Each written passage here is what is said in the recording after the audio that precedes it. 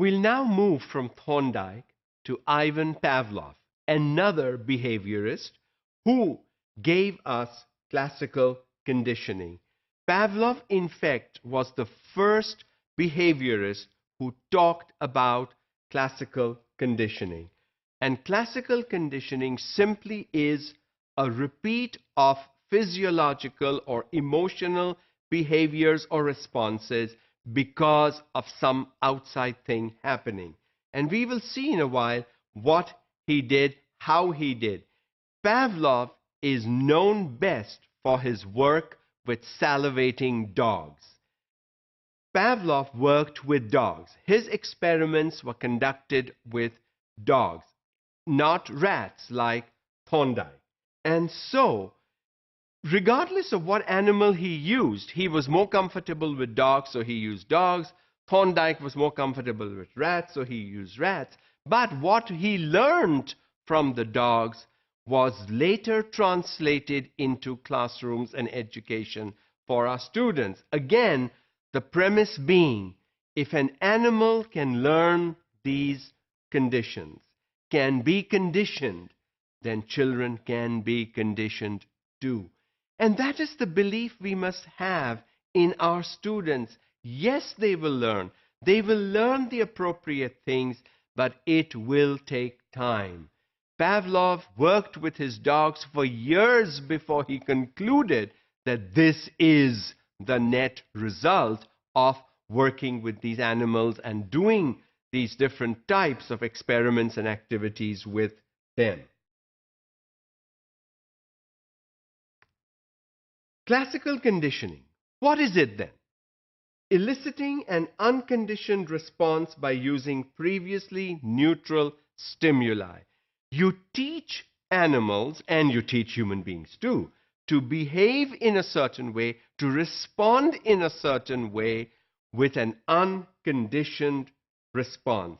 Because the stimuli is neutral. It's not going to do anything to you.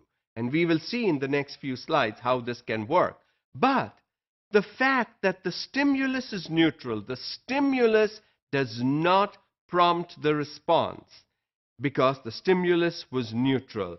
The unconditioned response will show. And that's the positive response you want from young children in your classrooms. Unconditioned stimuli create reflexes that are not learned but are instinctual. Instinct is an inborn. You inherit it. It is within you. You don't have to learn to vomit. When you are sick and you've eaten bad food, you go and vomit. No, you don't learn how to vomit. It just happens.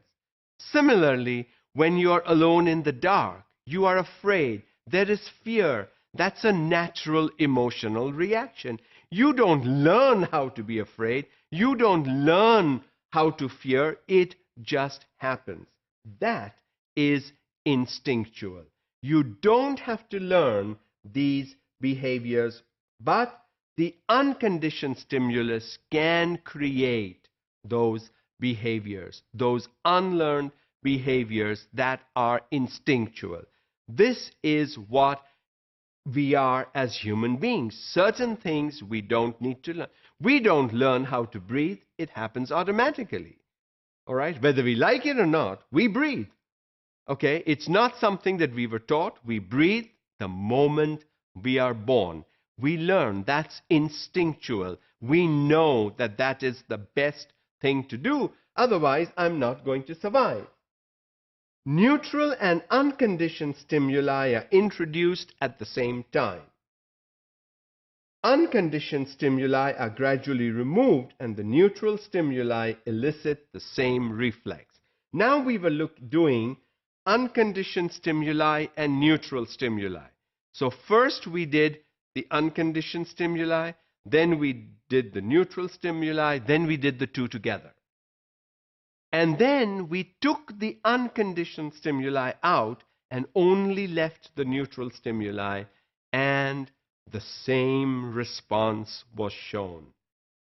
And that is classical conditioning. When we show as human beings the same instinctual responses to neutral stimuli that normally would not generate any kind of response from us.